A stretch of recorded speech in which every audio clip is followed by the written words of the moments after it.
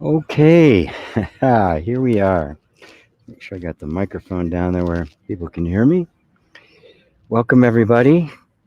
Uh, as you can see, I'm sitting outside, and it is a beautiful, perfect day.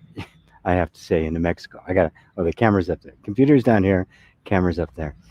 It's an absolutely beautiful day here, probably 80 degrees. I'm seeing the comments here from my contingency in Madrid. I guess it's very hot there. Mm. GP picks the best places in New Mexico for his talks. Yeah, it's actually this one place that I really like. I get perfect reception for my personal hotspot, um, so it works better than my home. And it's the Cathedral Park for the Cathedral of Saint Francis of Assisi. And well, as long as we're on the subject of Saint Francis, maybe you all know one of my favorite quotes from anybody.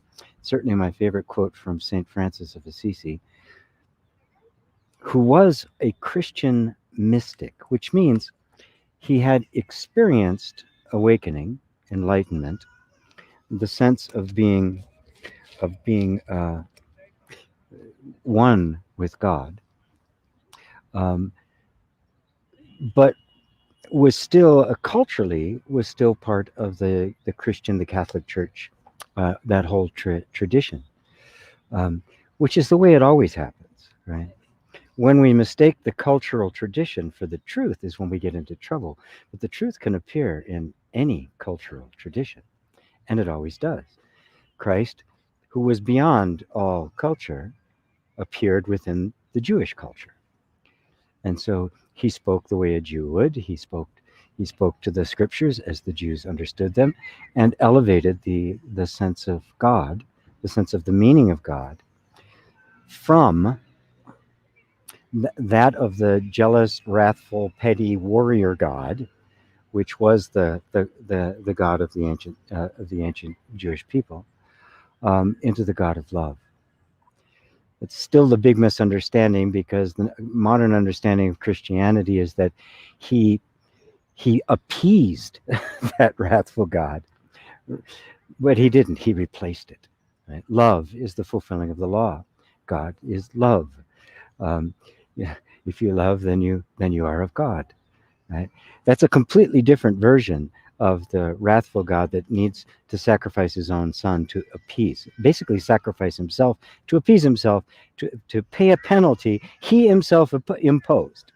If you look at it like that, it's absolutely, well, if you look at it literally like that, it's totally silly. It's and destructive. If you look at it figuratively, if you look at it metaphorically, it's true that only the pure can be a sacrifice for the pure. Only touching the pure, which means completely dissolving that which is impure, which simply means not you, right? Pure doesn't mean some kind of moral state. It means just being free of everything that isn't actually you. Pure means just nothing but you, pure being, pure truth, pure love. That thread, even though it wasn't expressed in Advaita terms or non-dual terms, was the sentiment of the Christian mystics. It just appeared in a different form. It was spoken of in a different way. But if you look closely, you find that exact same spirit of it. And that's a very long prelude to get me to the quote that I wanted to share with you from St. Francis of Assisi, which you've all heard me say probably before. And that is, what you are looking for is where you are looking from. The saints and sages throughout all time have been saying over and over again, happiness, contentment, joy, peace, stillness are not in anything out there. They're here. What you are looking for, like Pac-Man, is here. It's where you're looking from. And If you take a statement like that to heart, you'll be constantly bringing your attention back to this place from which you are seeing, which will take it continuously off of what is being seen. And you get to the point where you realize that where you're looking from cannot actually be seen, which means it can't be known, it can't be conceptualized, it can't be perceived, it cannot be objectified. And yet, the experience of being and seeing is utterly undeniable. It is what you are looking for is where you are looking from, is almost a koan that you could sit with as a meditation, as a contemplation. What is that? Where am I looking from? And if I'm looking from there, there's no way I can see it. What a powerful place to be sitting when asking that question, who am I? Who am I if I cannot perceive myself? I cannot know myself. I cannot conceive of myself. Who then am I? How do I know myself? If I can't know myself as some object, right? Because what I am, what I'm looking for, which is the truth of myself, is where I'm looking from. It's here. Which means this here-ness, this nowness, this imperceivable moment cannot be conceived. It cannot be corrupted. It cannot be reduced. It cannot be contained. But who's here? Aren't you here? Isn't this where you are? This is the pure you, right? Pure meaning nothing but you. Pure innocence, right? Nothing but you. It's like you take polluted water and you separate everything out, and what you have left is the pure water. And it's called pure because it's nothing but that water. And the beauty of that is, if you take all the pollutants away, it's still the same water. The water itself had never gotten polluted. You yourself never got conditioned. You never were subject to any of this. It never actually touched you, bonded with you. It simply appeared in the space around you.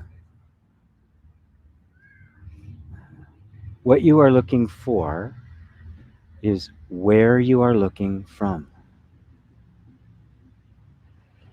Put all of your attention on where, here, right? And there's nothing but here. And you can't see here from here, right? You can only see here from there. You can't see here from here. You cannot. What do you look like from a distance of 0? Everything we talk about looking, seeing, subject, object, we're looking at it from some distance. Even if I was to ask you to picture yourself, you're going to picture your face, probably maybe about 5 feet away, maybe a full body thing, the way you'd look in a mirror or in a picture and in video or something like that. But that image you've never seen, right? That's always been something reflected back to you. How do you see yourself from a distance of 0? What you are looking for is where you are looking from. There's this habit energy of the mind that's constantly looking for an object, something I can grab onto and say, this is me. This is who I am. But that's only an object in the mind.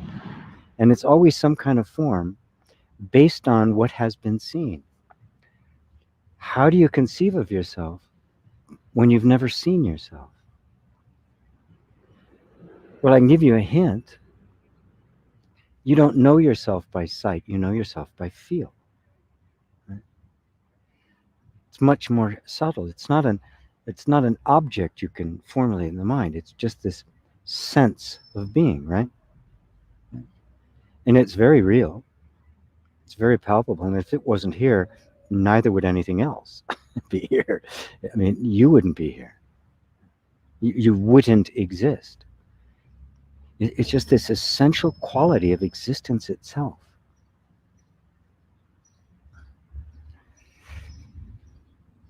Well, let me take a. Sure.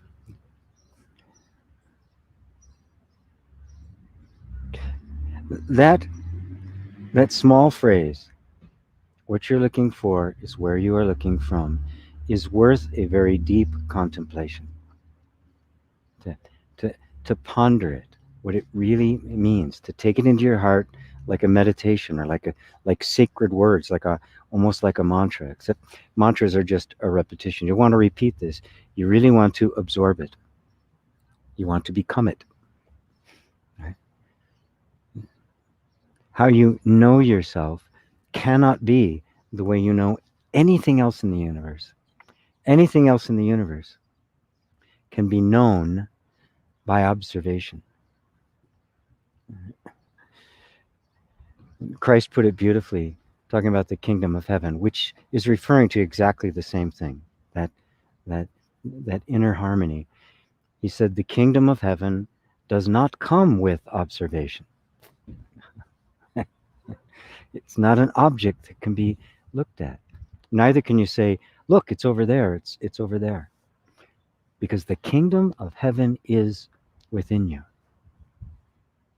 St. Francis grasped that as a reality.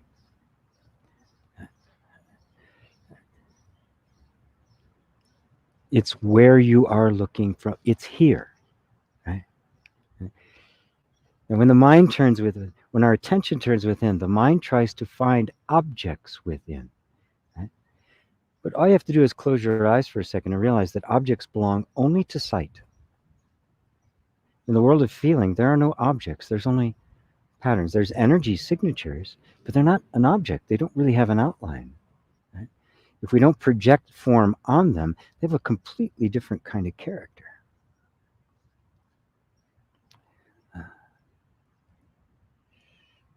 So anyway, I invite you all to take that as a deep, penetrating contemplation.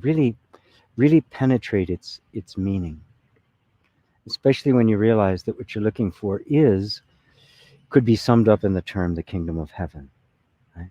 Harmony, peace, abundance, joy, stillness, wisdom, compassion, love. The greatest qualities that we seek to have in our life, the kingdom of heaven, perfect harmony, is within you. Well, let me say hello to everyone right now. All right, hot in Madrid from Roberto and Rosario, Robert in Nevada, David and Elaine. Hello, everyone. Southeast England, we're basking in a heat wave. Could almost be New Mexico. Well, New Mexico has been in the 90s the last couple of days, but today is like absolutely perfect. I mean, absolutely. I couldn't have asked for a better day for sitting here in the park doing satsang. Oh my God, does it get any better than this, right? Let's see. Ava, hello, beautiful Ava. Georgia B, sending lots of love. Thank you, Georgia B. Hello, Penny. Ursula, hello all from Ursula's in Madeira Island, Portugal. Cheryl in Pennsylvania. Roberto, these days, it feels like one does not have any control over one's life. How can our being overcome that and feel at ease? Well, the fact that we don't feel like we have any control over our lives,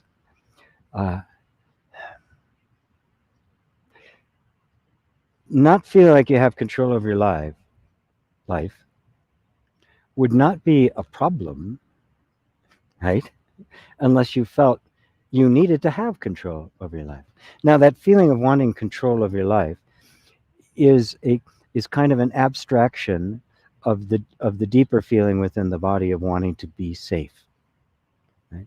And that wanting to be safe, right, which is kind of the essence of the whole thing, wanting to be safe, gives rise to the desire, the want to control, and the want to get approval. Right? They're both strategies by which the nervous system tries to get safe. If I can control it, then I can stay safe. That's why we arm ourselves to the teeth, right? Now, we've armed ourselves to the teeth to the point we can destroy the world multiple times over. Do we feel any safer? No, it's clearly a strategy that doesn't work. Um,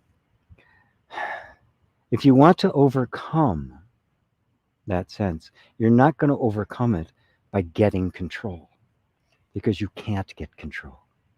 Can you control a cloud? Can you control this tree? You cannot control life. It is simply doing what it's doing, and life is a constant flow. That is a constant change, an unceasing change. That's the meaning of the word impermanence. It doesn't mean there's something that is impermanent. It means there's no thing at all. There's just a constant flow of change, energy constantly changing form and never stopping in any form for a moment. You cannot control that. You want to feel at ease? Harmonize with it. This is what's here. This is what's here. And when you recognize you are not your body, the fear of death leaves. The fear of illness leaves. The fear of lack leaves. Because those are all characteristics that belong to the body. The body, as we know it, will die. Right? You won't. If you are identified with the body, then the body's problems, the body's circumstances, the body's destiny is your destiny. And this is the big mistake. Consciousness permeates the body. It is not the body, nor is it confined or limited to the body or stuck inside the body. The key to truly becoming free from all fear, all self-concern, is to know that you are consciousness, and you find that consciousness is immortal. It's changeless. It doesn't change, whereas everything else in the universe does.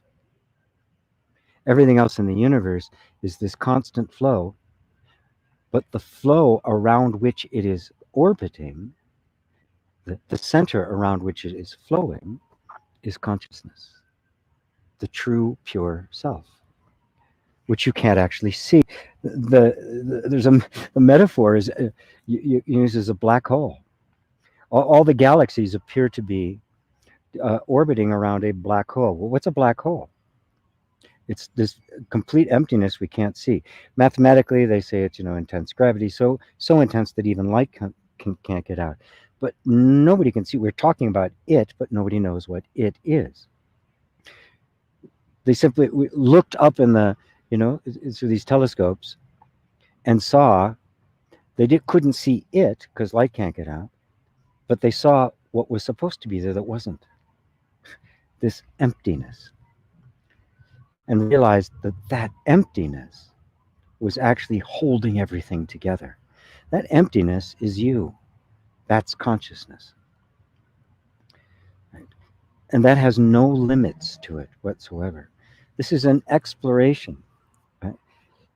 If we drop the desire to be free from this circumstance or that circumstance or this condition or that condition or this feeling or that feeling, if we drop all the desire to be free of something in specific and instead put all of our attention on who are you that is aware of these feelings, that is aware of these circumstances.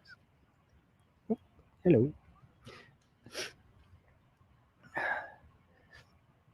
What happens is attention begins to withdraw from all of the fray, all of the stuff going on out here. And as you found doing the meditations with me, the more within you went, the more calm it got. The further out your attention goes, the more chaotic it gets, right? It's kind of like, the inner planets and the outer planets are the point where it's just, it's total chaos, right? Where there's no things are just kind of flying around and the like.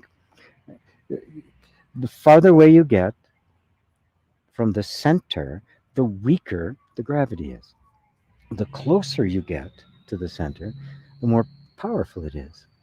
And that's where your life is. At that point, the question of control or approval or not getting control becomes moot. There's nothing out of control. The mind has to imagine things need to be different than they are. And the moment that happens, you project a better sense, a better time into the future. This moment becomes unacceptable, and you've given birth to lack and suffering. It isn't real. It's simply been created by projecting something into the future that, which comparing then to now appears to be inadequate. And then you go, God, I wish things were better. How can I, well, come back here. Come back to yourself. It's not complicated. It's not something difficult. It only takes a focus of attention to turn your attention to where you're looking from rather than what you are seeing. As long as you're looking at what you're seeing, you're going to be seeking some remedy for that. And you may find some that's there temporarily and then gone in another moment. What I'm trying to offer is the permanent, unchanging remedy. That which is the answer to all questions, the remedy for all illness, the end of all fear. Does that help, Roberta?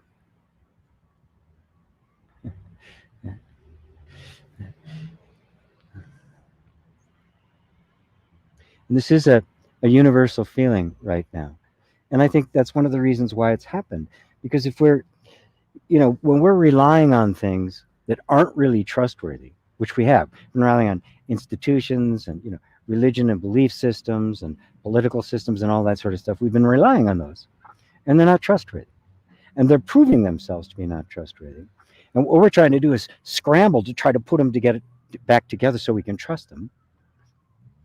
But what we really need to be doing is recognize that they were never trustworthy in the first place. They were a moment in time, something we agreed to at the time, and we don't agree to it anymore. And so we're being invited to discover a level of security and stability and place and permanence here, where you're looking from, rather than what you're looking at.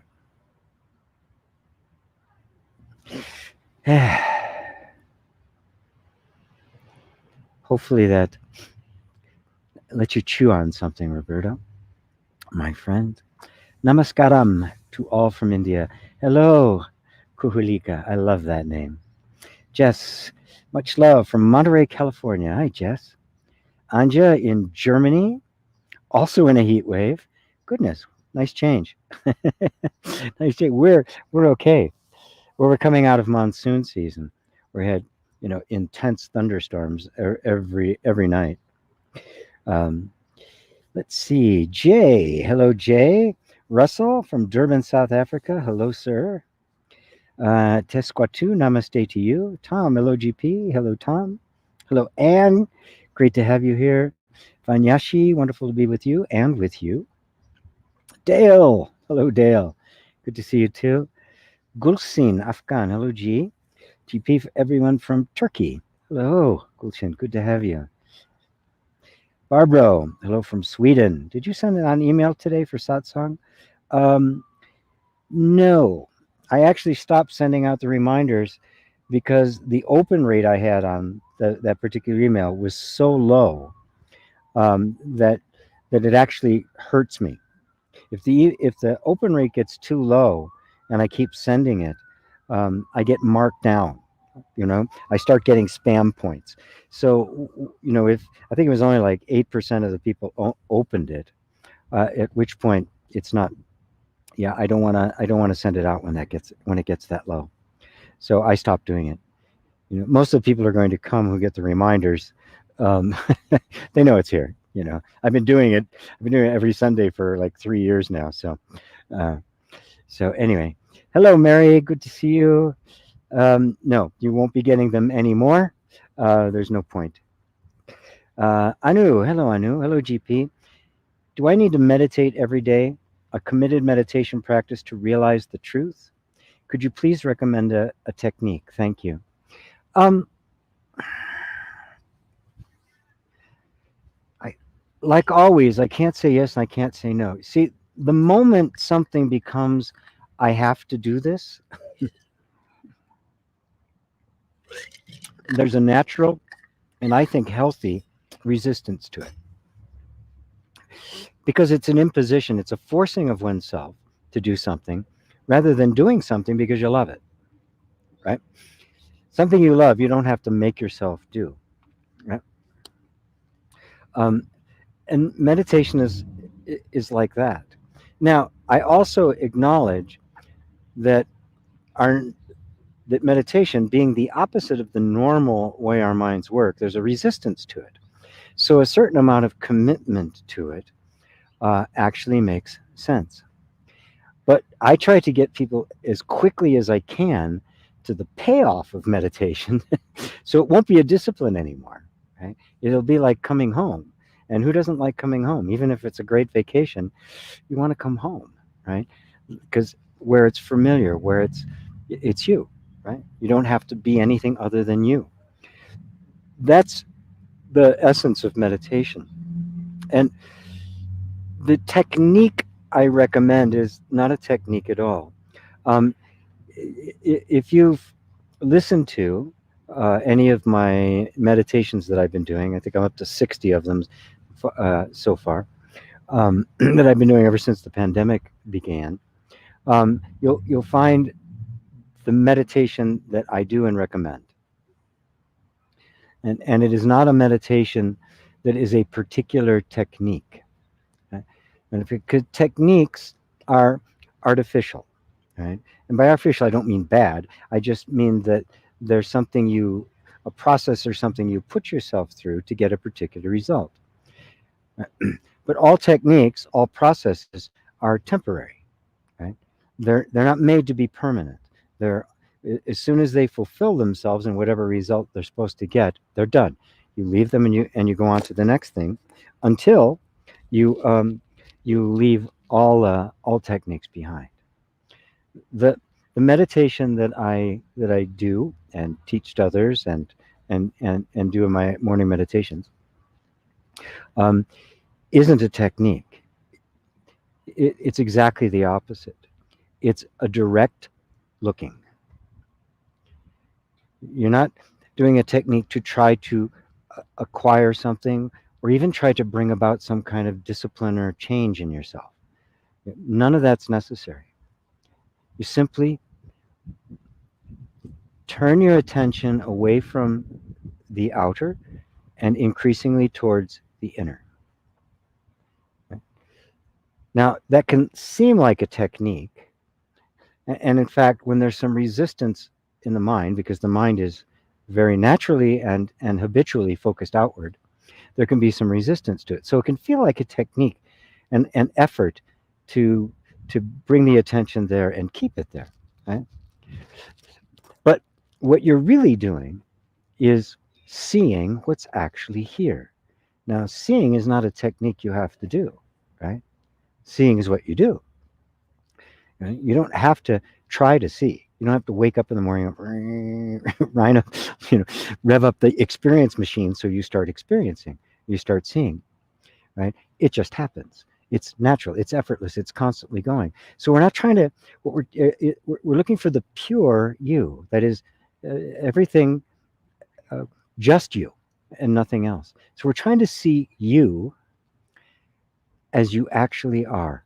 And that means turning away from everything you're not, which is starting with what you see. When you close your eyes, you immediately cut off an enormous amount of experience, and your attention begins to withdraw within. You can do it right now if you like. Right? If you close your eyes, you'll just notice how Your attention is still there. It wants to focus on something, but you've just cut out a lot of what it normally focuses on. Now, what happens? What happens next is bells go off. And when the bells are done, you'll notice that all sorts of experiences are happening there. So the attention for that moment got drawn to the bells. And if it just keeps going, you'll just notice that the attention starts focusing more inside into how you feel. Now, you also notice that as you do that, a certain little calmness comes to the body, and the mind may get excited because the mind is looking for some object to hold on to, but the objects of feeling are far more subtle. You just let yourself settle in there into just that world of feeling. Now notice, it's not a technique, is it? We're just looking. We're just actually soberly looking at what is here. The feeling is there. My seeing and knowing of the feeling is there. Not manufacturing anything. Right? So this is meditation without an object, without a goal. It is just the pure experience of this moment. And you just keep going. You'll notice that there's feelings, there's thoughts, there's then sensations, and there's also an awareness of them. The awareness is the subtlest part. We don't normally notice that. We're so focused on the objects. Even when the object is very, very subtle, like a thought or a feeling, we're focused on that. But we also have to recognize, I'm aware of those. There's an awareness there too, which is even subtler. And again, you're seeing it. You're simply looking. You're seeing as things actually are, as your internal world actually is. And notice the effect that has. The deeper you turn towards that awareness, the calmer things get, the less distracting the mind gets. Why? Because you're getting more closer and closer to that center of gravity, that the center around the invisible, indetectable, inconceivable center around which everything else orbits. And so naturally, everything is going to start getting quiet as it gets absorbed into that sense. Right? If your eyes are closed now, you can open them. Right? That's it. That is my meditation in a nutshell. Every meditation I do, I may put a different discourse around it. I may give it a different slant, but in essence, it's always that. Right? It's not a technique you have to learn. You're simply learning, for lack of a better word, you're learning to pay attention to your own inner sight. And little by little purify it from everything extra until there's nothing left but you. Just the pure presence of being. Does that help you, Anu?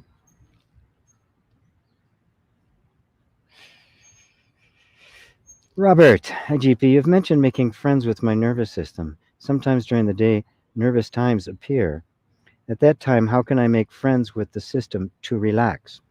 Well, let go of your intention. If you're making friends with it in order to relax, you're not making friends with it, right? You're trying to con it into doing what you want, right? That's not a friend, is it? Right? Okay, what do I tell my friend to make him shut up and go away? Right? That's not actually making friends with him, is it? Right? So simply be present when the nervous times appear. And nervous times will appear, right? But the more you simply let them appear, right, without resistance, without trying to get away from them in any way, to just let them be present, the more that happens, the less they occur. It's really simple like that, right? Because your reaction to them is the energy that feeds them. So even that subtle intention to make them relax because I want to feel better is a rejection of this moment, right? And the moment I want to feel better, so now you've got an image of feeling better. Sometime in the future, you're no longer present, and you've also made the present a problem. It's not. You just imagine it to be because it's not that, right? So recognize that that's what's happening. I'm looking around here really quickly. It's just got kind of dark. No, no rain clouds. That's what's happened. You've projected something into the future, which is made right now suffering. Right?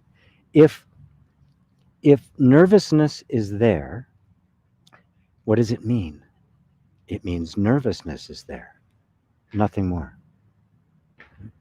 Now, nervousness arises, and then there's this old habit pattern that says, um, we want to be relaxed.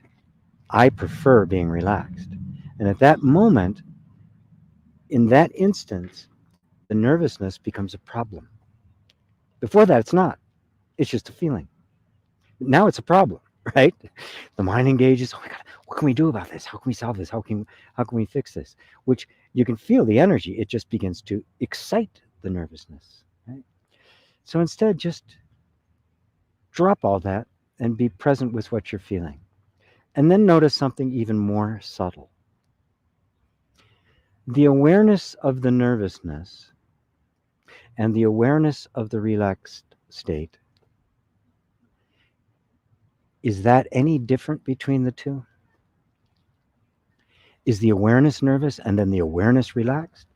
Or is the awareness something that is aware of both the nervous state and the relaxed state?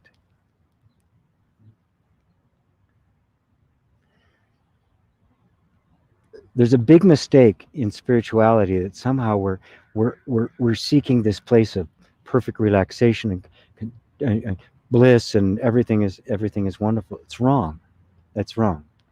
The true state is transcendent. It is unmoved, whether it's relaxed or tense, whether there's bliss or grief, because it's recognized that it is the same essence. I am beyond all opposites, and I am perceiving both. That I is pure awareness, and it has no preference for what it perceives. That is, for what it gives life to. It has no preference. Right? Preference is just another function that arises, that creates resistance. Right? So simply be present with the nervousness.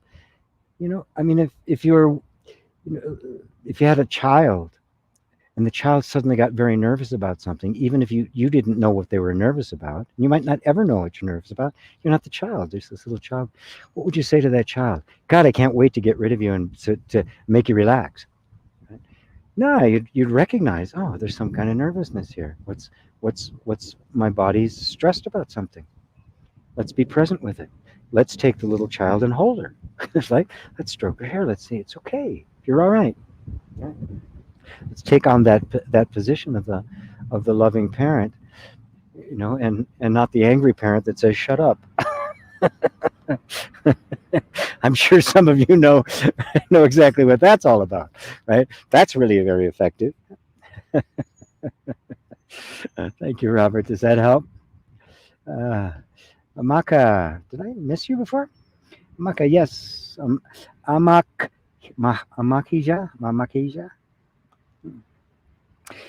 Sue, hello, Sue. Hello, GP. Your what? Your beautiful, profound words are with me in and out of my day as I ponder your questions. I find myself getting lost in the dream and then becoming aware of my thoughts. Yes, that's it. That's awakening, right? Sometimes in awakening we've hit the snooze button. Yeah, all right, so what? So you hit the snooze button, right? You can't put it off. You can't unsee something. And the only reason you know you were lost in the dream is because you're not in it anymore, right? When you're lost in it, you don't know it. When you're having a dream at night, you don't know you're dreaming. It's only when you wake up, oh, I'm dreaming. So the very act of saying, I got lost in the dream, is coming from the awakened you. Right? And remember, the awakened you is awakening itself. Right? You didn't choose this path, it chose you. Right? That which is awakening from the dream. Right? But we are more or less still identified with the dream, thinking of ourselves as someone waking up. But the someone waking up is actually the awakeness itself experiencing awakening in the dream. The seeker and the seeking are both being watched by what is sought. What you are looking for is where you are looking from. So the very fact that you say, I was lost in the dream, right, is arising from the place that was never lost in the dream. It's important to see that. The true I was never lost in the dream. It couldn't be. Right? It is experiencing the dream and the dreamer. Right? So let that sense of I keep going back to that which has never been asleep. Right? Now, how do I know it's never been asleep? Because even being lost in the dream, when you were completely lost in the dream, was there not an awareness of the dream? Was the awareness not there? Of course not. If it wasn't there, the dream couldn't have been perceived. So even there, that awareness was there. Right? What's simply happening is that the consciousness identified with the dream is now recognizing that it's the awareness of the dream. And even the one lost in the dream is appearing in front of the awareness that's not dreaming. Awareness never dreams, does it? It's not in the dream. There's always something perceiving the dream. Even being lost in the dream is being perceived by that which is not dreaming. Spirituality is not the attainment of some state. It's the recognition that the awareness of all states is always the same and has always been here. States come and go. But notice the awareness of those states never changes. That's you. Obviously, it's all appearing to you, right? So the coming in out of the dream is a good sign, but go all the way. Don't go halfway. Don't go halfway across the bridge and then rent an apartment. Remain a tourist. Keep going. Yeah, keep going all the way. Daniel Bird. Yo, GP. Yo, Daniel. David Elaine. Scientist Lothar Schaeffer, talking about his book Infinite Potential with Eckhart Tolle, discovered by looking out into the world that oneness and interconnectedness was the true nature of reality. In the same way, this truth is discovered through self-inquiry. Perhaps not surprising, as the truth of oneness is revealed in all of its manifestation. Wherever the eye falls, there's the face of God. Yes.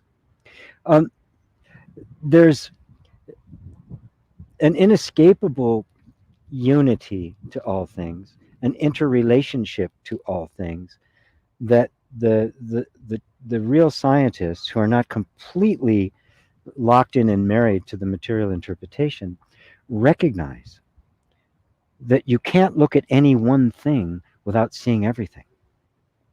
Right? Nisargadatta put it beautifully. He said, you are the way you are because the universe is the way it is. Right? Whether you're looking at a stick, right, or this tree or a galaxy, no object exists independent of the other objects. It's just we happen to focus on one in a moment. And in that focus, it looks like that one exists independently of everything else, but it doesn't. It can't. It can't. The entire universe is embodied in every atom, in every form, in every shape, in every contour. The entire universe is there. It can't not be. You can't have anything without a universe in which it appears. That's why the universe everything appeared simultaneously. Right? The Big Bang is a good metaphor for that. I don't buy it as an absolute fact, because there are no absolute facts, but it's a great metaphor. Right? Everything appears spontaneously. Buddha called it dependent arising. You can't have one thing without another. Right? Right? If I ask you how tall you are, you'll say, I'm short, I'm tall, I'm medium. Right? Compared to what? If there was nobody else in the world, would you be tall? Would you be short? Would you be medium? Right? All description is relative to something else. So, what are you absolutely?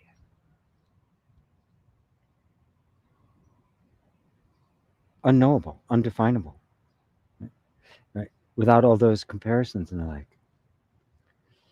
And so everything is one. The, the truly awakened scientists see that and are in awe of the mystery of it. There are many scientists who recognize that consciousness is qualitatively different than any material structure and cannot see how any kind of material structure, however complex, could give rise to self-awareness. Now, other scientists who are stuck in the material model say, well, we know how everything works. It's just a matter, we'll discover it. At some point, we'll discover the structure that is consciousness. Notice that an assumption there that completely blocks off looking at any other alternative. But there are many scientists out there who are going, no, I, I think consciousness may be something together, altogether different. And they examine it like that because it bears. You can't find the consciousness molecule. You can't find any evidence of it. Right? So we say, okay, it's an emergent property of matter, which is merely the way of saying I ain't got a clue, which is a very erudite way of saying I ain't got a clue without admitting it. So you're seeing more and more of this pop up amongst scientists, and they're getting bolder about it because a lot of them won't talk about it, because if they do, they get discredited in their careers because they're oriented towards their career, and you can't say stuff like that, when the material model dominates academia and the whole scientific community. But it's run its course. It's already fraying at the edges, but so many careers and stuff have been built on it. They don't want to come right out and admit it. And there's been several of them over many years say, I can't come right out and say it. Right? Same thing talking about paranormal experiences and ESP and all sorts of things. They all say, look, it's real, but I can't say that. I certainly can't ask for a grant to study it. I'll be discredited forever. But there's a few brave ones out there like Rupert Sheldrake and this fellow, Lothar Schaefer, who are bold enough to do it anyway. It's pretty cool. It's pretty cool to see these bold folks standing up and going, man, look, it's not that. Thank you, guys. Barbro says, okay, I guess that's to my not mailing out the reminders anymore. Video and sound are great. Good. Yes. I actually have to drive 30 minutes, a half an hour to get somewhere where I can actually comfortably sit and have good reception. And thank God for hotspots. Again, another way of grasping this oneness is just look at all of the things that had to come together in order for us to come together and have this moment talking about this. The sheer amount of brilliance and of invention in just the equipment that's sitting around me right now. The camera, the tripod, the computer, the sound thing, right? It's just absolutely remarkable, everything that came together so we could have this moment. And when you think about it, how could this have happened? Well, because everything happened before that. You cannot separate the past from the future from the present. You can't separate anything from anything else. The mind needs to do that because the mind can't grasp the whole. The whole is infinite. It can't be conceptualized. but it's what you are, which is the good news. You don't have to conceptualize it. You're it, right? You don't need to study something else to know you're it.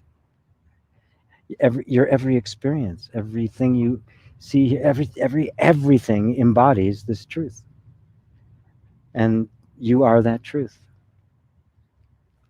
Wonderful. Looking at my camera here thing. Okay, I got to watch the battery because I can't plug it in out here. Um, let's see. Mellow. Hello, Mellow GP. When I rest as awareness, it just feels empty and like absolutely nothing. But my brain is confused if life is real and alive or just as fake as people are alive inside dream and sleep. Um, okay. The only reason it feels empty, right, and that emptiness feels uncomfortable is because of the mind's relentless pursuit of an object to put its attention on. So emptiness to the mind is nothingness. There's nothing here because there's nothing for it to see, right? But there very much is something there, isn't there? Not a thing, not an object, not something you can point to and say, oh, look at that. You're there, right? Now, to simply rest there, to be that emptiness, not emptiness as an experience, because the mind will, the mind, whenever there's something the mind can't see or doesn't know, it projects something onto it. It refuses to accept emptiness or the void. This is a function of the mind. It's the storyteller. I teach a lot about that when I teach the chakras or inner reconciliation, because the storyteller is an aspect of our human life, and it is forever trying to give meaning to everything. So whenever it sees anything blank, it projects something into it. The emptiness is not a thing you are experiencing, it's you. The pure you without anything added is pure being, right? So you're resting as the pure being, right? That's who you are. But that doesn't deny experience. Obviously experience is going on, isn't it? I'm hearing birds, the sun is shining, I'm sitting out here, the experience is happening, right? But the only way experience can happen and really be seen for what it is the fact that I exist as awareness and I'm aware of it. Without that awareness, nothing exists. So there's a continuum between the emptiness and the somethingness, right? They're not different. That's what, right, in the Heart Sutra, one of the most important sutras, probably the important sutra in Buddhism, emptiness is form, form is emptiness. Form is the same as emptiness, emptiness is the same as form. You cannot separate the world you're experiencing and you as the experiencer, right? Now, lots of people and teachers use the example of a dream, right, to try to demonstrate our subjective ideas about what we're experiencing. But that doesn't mean there's nobody here, there's nobody but me. That's all Advaita nonsense, right? That's neo Advaita, and it misses the point. The whole point of using the metaphor of a dream is to make, while you're in the dream, you think it's objective, right? When you realize it isn't objective, right, when you wake up or maybe have a lucid dream, it doesn't change this, right? Right? It just puts it into the context. You now see it as it is. There was a time we used to think the sun was moving and we were still, right? Now, when we realized that it wasn't, we still experience the sun moving, right? From the point of view of our perception, it's moving. We still refer to sunset and sunrise, right? Although it's not rising, it's not setting, it's just how it's perceived. But we overcame the illusion of the perception to see the reality of it. What you experience is always subjective. The closer you get to the pure you, the less subjective your experience is, and you see things as they are. When you see things as they are, you see the things in terms of the whole. You don't see an individual object, you see the entire universe manifesting in every single place at all times. Okay? So it doesn't dismiss the value of somebody else, nor does it make emptiness empty in the sense of the mind being empty, that is, nothing's there. You cannot conceive of the infinite, can you? Because the moment you put a concept around it, you limit. It's no longer infinite. So infinite potential and emptiness are one and the same. In fact, the word shunyata that uh, is the Sanskrit word that is translated in English in the Buddhist text as emptiness. The word shunyata means emptiness, but it's got a different flavor to it. It actually means a pregnant emptiness. And I always love to use the example when you're having a conversation with somebody, right? And it's not like a job interview where you're watching every word you say and looking for every possible response you can, nor is it an argument where you're just preparing what you're going to say next. It's a genuine, intimate conversation with somebody, right? And it's going back and forth, right? It's beautiful. It's just kind of flowing. A conversation becomes a unity, an intimacy that is just flowing back and forth, right? So there's two, and yet there's one, right? They're not two. It's one conversation that's happening, and your individual experiences, they say something, and then there's a feeling, right, of wanting of something to say. Now you haven't rehearsed in an intimate conversation. You haven't rehearsed all the words you're going to say. You know, you're not giving a speech at that point. There's just the impulse to speak. You start to speak, and the impulse comes out in words. Right? You knew what you were going to say, yet there weren't any words there. The entirety of what you're going to say was there, right? And it came, and you knew it, and it was done, right? And then it unfolded over time. That's a pregnant emptiness. Something wants to be born or said or given life to, right? You don't even know what it is. It's just this, and then it starts to come out. And yet, before it comes out, there's nothing there, is there, except that pregnant emptiness. That'll help break through this idea of emptiness as nothingness. It's not. Form is emptiness, emptiness is form. You cannot separate the two. This form is empty. That is, it has no inherent self. The tree is not a fixed thing. It's a constantly growing, constantly changing thing. And I'm not a fixed. This body isn't a fixed thing. It's constantly changing. So it's a constant flow. So when you say it's empty, it simply means it's empty of a concrete, permanent self-existence. It is a flow. That's what's meant by no self. That's what's meant by that. By there's no thing actually here. There is no thing actually here. There's all just this flow. Does that make it clear for you? No.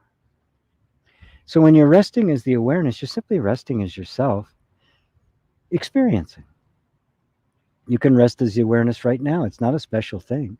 You are the awareness, aware of what I'm saying right now. So rest in that and enjoy the experiencing simultaneously. Right? It's enormously beautiful. Let me know if I got it for you. David, hello, David. Good to see you.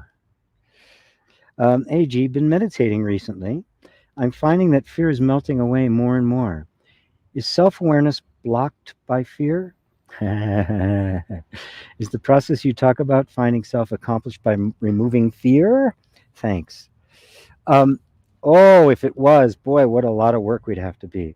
Let me ask you something. Can fear appear if you're not aware of it?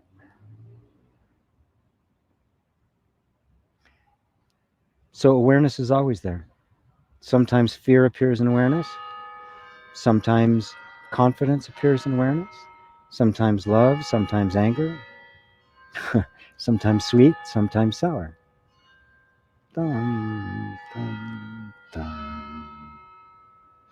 Ooh, 1 hour. Bong. So look at the awareness, right? Awareness is always there. The only thing that blocks awareness is thinking that there's something else. Nothing can block awareness because awareness has to be there to see the block. You can't veil awareness. What's being seen can be veiled and obscured and that sort of stuff, but the seeing itself can't be. You can't talk about a block if you're not seeing a block. You can't talk about fear if you're not seeing a fear. So awareness is simply there. It's always there. That's you. You see, it's never been gone. Always advanced. My awareness is veiled. Well, who's seeing that? Who's seeing this veil? Anything you perceive isn't you. Anything you perceive is on the other side of the lens. You're always on this side of the lens, no matter what appears. Okay? That seeing will overcome fear.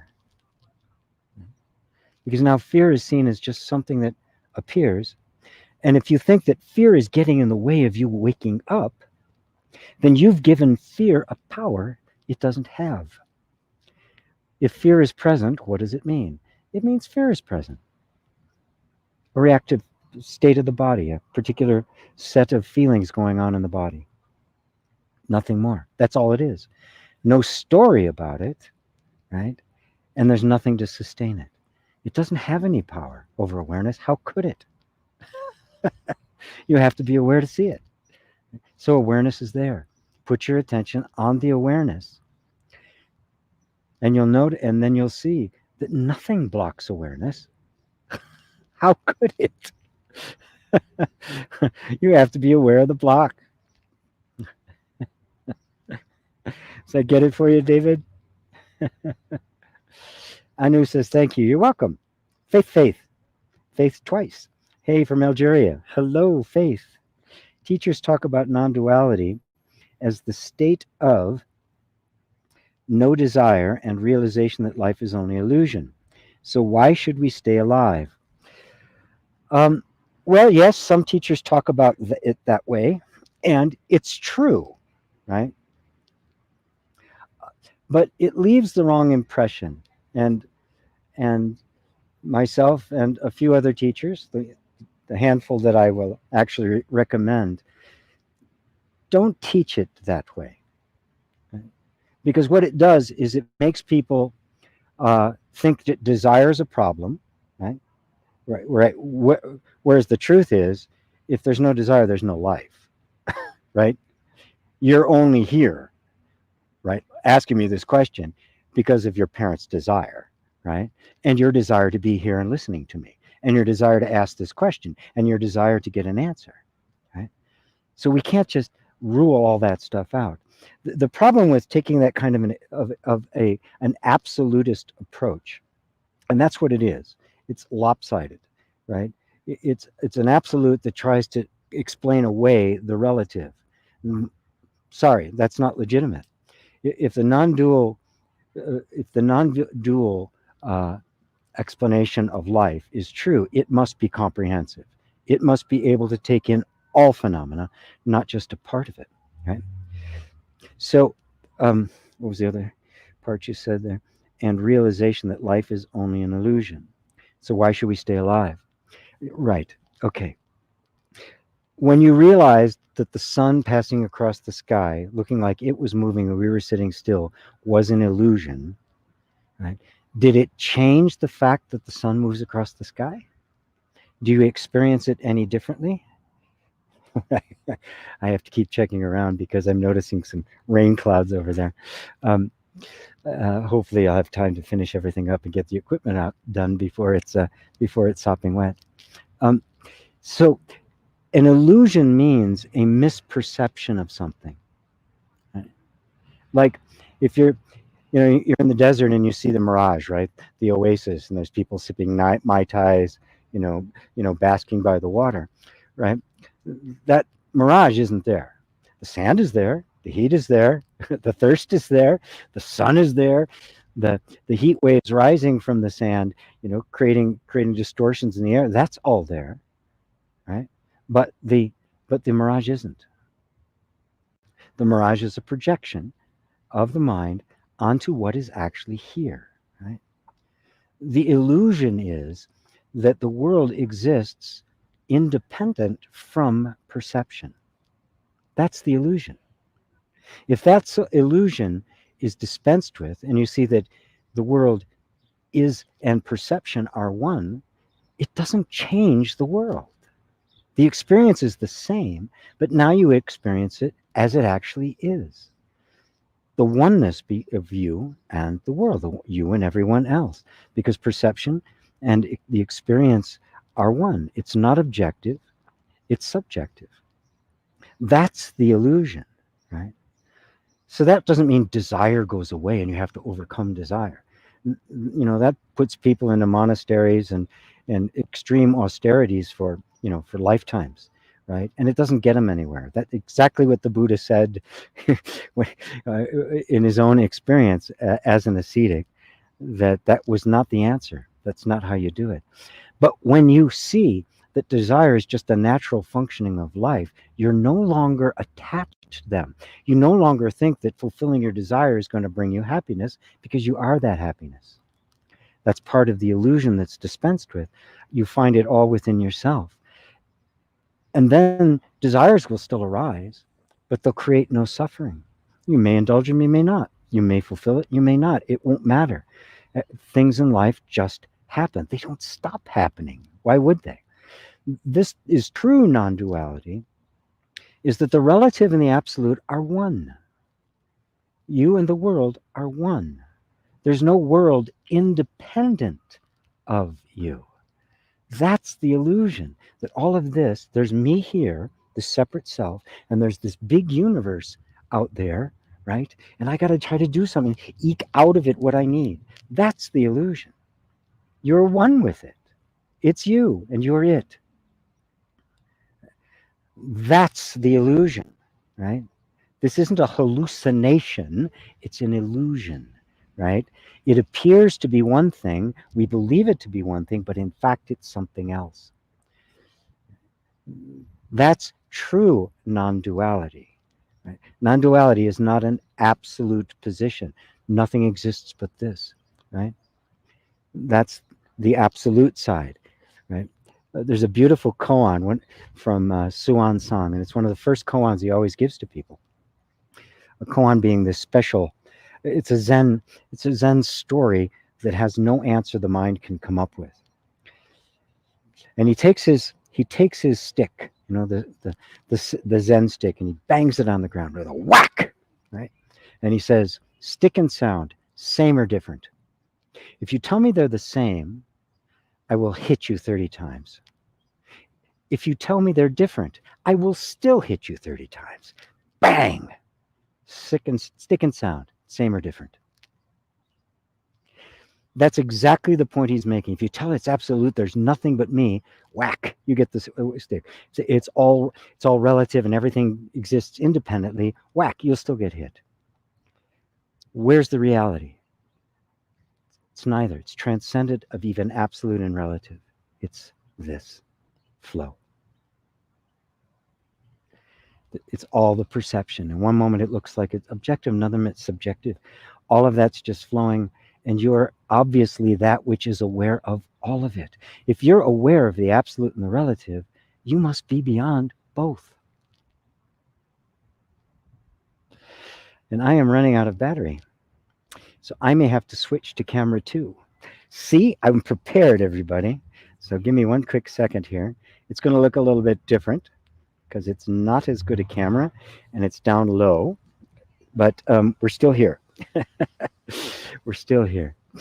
So that's what I'm going to have to do this time. All right.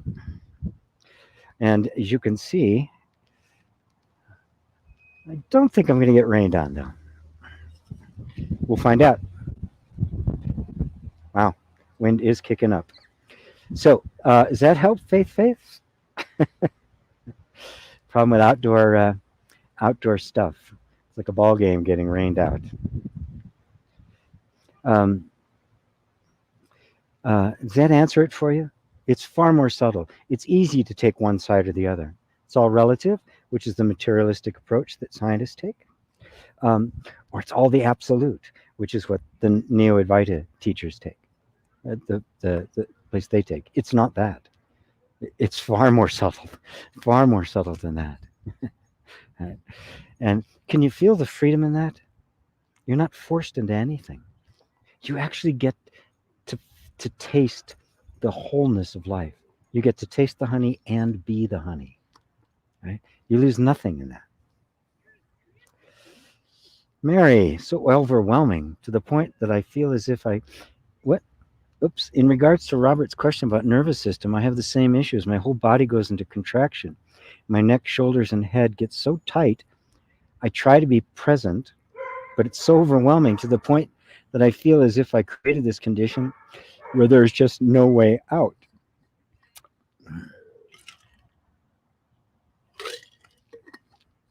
I see that it is a belief, but forget this. As soon as it happens, I can't seem to remember this. Right? That's okay. The fact of the matter is, in that moment, the nervous system is triggered, right? And you're trying to just be present with it, right? The fact that you're trying to be present with it means you haven't succumbed. There's consciousness there, right? The thing is, we think, oh, if I'm really conscious, then this won't be happening. Well, no, it obviously is happening, right? And you are conscious of it happening, right? If you simply stay with it, watch, get stronger. Notice how the mind wants to make a story, like saying, I created this condition. No, you didn't, right? That's the mind's interpretation. The energy of the nervous system feeling overwhelmed in the moment, it's not telling you I created this. It's not telling you, oh, this is bad. It's just that feeling, isn't it? Right? So it's the invitation for you to become stronger and more adept at sorting out the wheat from the chaff, at eliminating what the mind is saying about this, because it's only the mind that's trying to resist this moment, right? The body isn't resisted the moment, it's already feeling it, right? Right? And it's something has triggered it. Okay, fine, right? Let it be there. Right? You say, I can't seem to remember it at the moment. No, in the moment, you do not yet have the spiritual power to completely let go of all resistance. That's all. You have remembered it, right? And if you keep remembering it and stop thinking you haven't, right, eventually you will become stronger, right?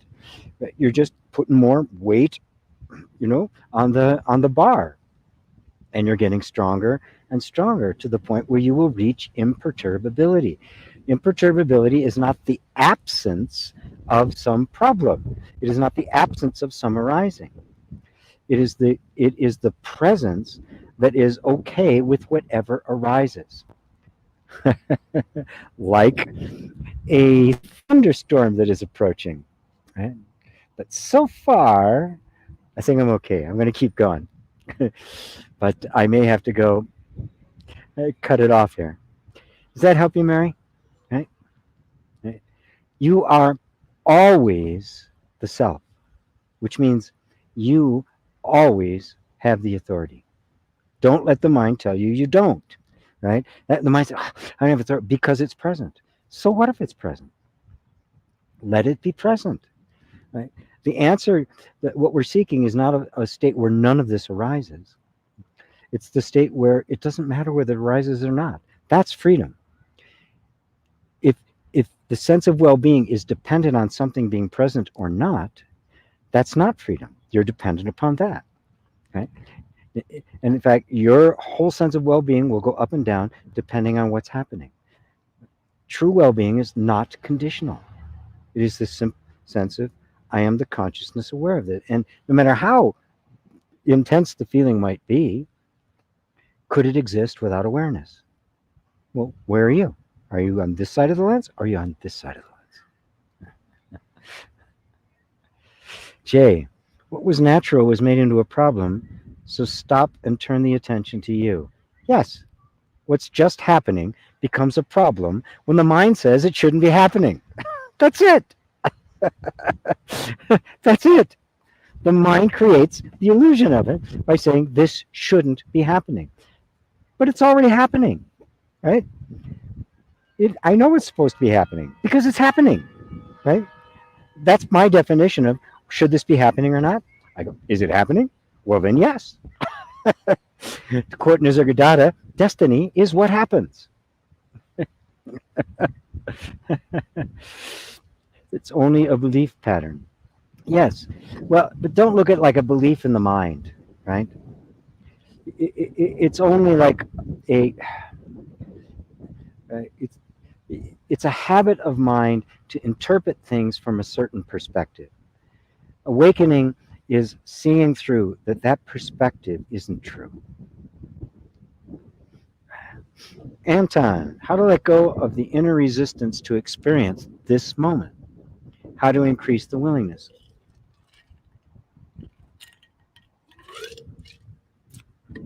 Um, well, the recognition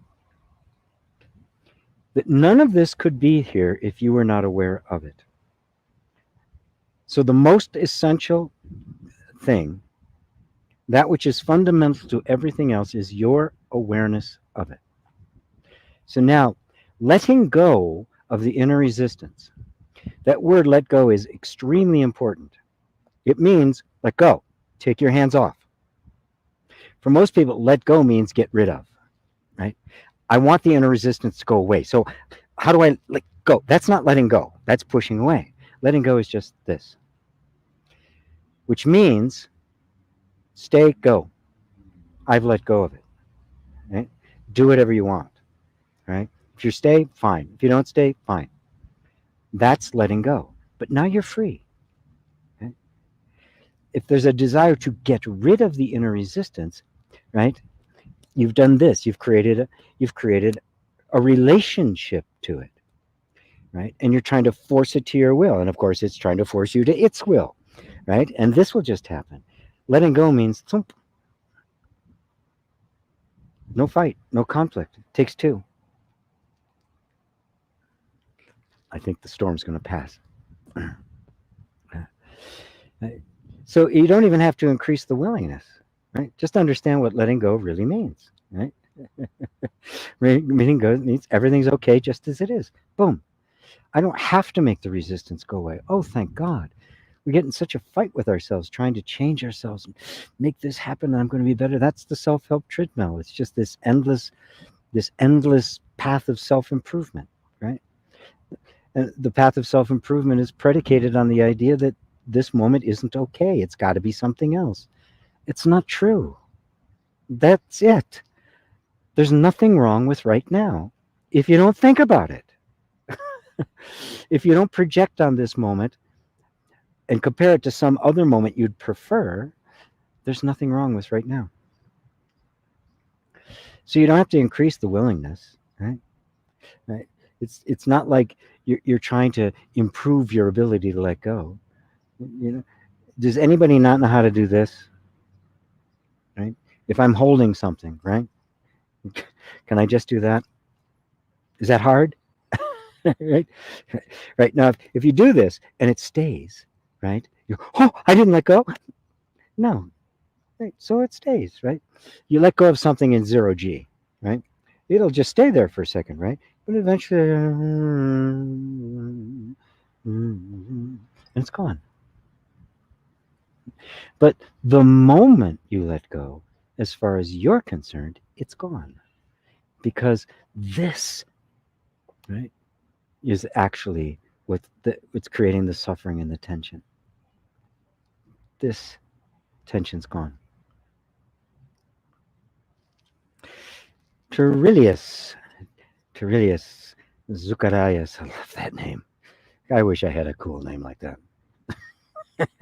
Greetings, G. Greetings to you. Good to see you again. How can we understand personal feel of mind from the bigger mind that's shared? To understand how rebirth occurs. Oh, it's not nearly as complex as you think, right? First off, you're immortal, right? But everything is constantly flowing, right? So what we call rebirth isn't actually rebirth, right? The idea of rebirth comes from the idea that trying to get guy's trying to lean back against the tree, comes from the idea that the world is a constant. There's this world, the universe is a constant, and you and I are being born in and out of it. I go somewhere, I get born here, or maybe a different world, different planet or something, right? I get born in here and I go somewhere else. It's not actually what happens. It's exactly the opposite. You're permanent. Your consciousness, which is the permanent, unchanging real, right? Permanent meaning is beyond time. It doesn't change. It isn't subject to time, right? But worlds appear and disappear. So you don't get born into a world. A new world appears to you. And it may resemble this one. It may not, right? The underlying energy, though, it isn't the appearing or disappearing of a world, right? That goes on eternally. It is the sense of wanting to be something, the underlying that underlying energy of identification. Right? So I am this body. If I am this body, then I'm going to think that I die when this body dies, or that I need another body to be somebody, right? Nobody thinks of that period of time when you aren't anybody, right? In between, right? What's there? Well, just you, pure consciousness. In Tibetan Buddhism, they refer to that as the bardo. And there's just this complete feeling of freedom. It's like the dream is over. Oh, that wasn't really real. But there's a vasana. The vasana, in Buddhism, they refer to it as the repository consciousness. It's this very subtle energy that wants to take form. It wants to be someone. It wants to become. Again, according to the Buddha, there are three forms. There's three essential forms to suffering. The desire to get or to hold on to, the desire to get rid of or avoid, and the desire to become. The wind is picked up, it's blowing my computer around. The desire to become. Notice that the whole foundation of modern psychology and self-help and personal development is to become someone, right? It's constantly driving. Notice that's constant through your life, trying to become someone. You're a kid trying to become a grown-up. You're a teenager trying to find an identity that works. You're trying to become successful or happy or spiritual or enlightened. There's this drive to become, right? That energy is so fundamental, it goes from lifetime to lifetime to lifetime to lifetime to lifetime. The thing I always love to point out about that, and the revelation, if you want to take a look at it, is that in this life, right, you see yourself as the person, as Terilius. All right, I'm GP, right? I am GP, right? But my last life, I was Wanda, right? But I was Wanda, right? So Wanda is going to reincarnate, right? But all of a sudden, wait a minute, I'm not Wanda, I'm GP. Oh, I'm GP, right? With no memory of that. Oh, thank God, it's hard enough. It'd be hard enough to have childhood memories. Imagine 1,000 lifetimes of childhood traumas. No, thank you. I like not knowing. Right? But now I'm GP, right? But wait a minute. I'm GP and I was Wanda and I was Seth and I was, on and on and on it goes, right? I was a king, I was a serf, right? I was a slave, I was a stillborn, right? I mean, I was all of those. What is it that's going from one to another? What's the actual experience? Well, the actual experience is not me being born into something. The actual experience is this disappears like a dream, right? It's gone. Slowly, all the memories fade, right? Everything is gone. The only thing left is kind of this essential energy, this feeling of being, right? And at some point, that feeling of being, something begins to arise. The sense of a form begins to emerge, right? And a desire to become a form. begins to emerge. And suddenly, before you know it, there's this feeling of something. Forms begin to coalesce around me, and before I know it, there's a world, right? Right? To you, from your perspective, you didn't enter into something. Something appeared to you. And in fact, people have to tell you for many, many years before you absorb this idea that the world's been here the whole time and I was born into it. That wasn't your experience. It was exactly the opposite. The world didn't appear. You didn't appear in it. It appeared to you. So that which creates what we call rebirth, that is the appearing of a world and the identification with form, that identification with form is the essential ingredient that constitutes a rebirth. Now, that doesn't mean other forms aren't going to happen, right?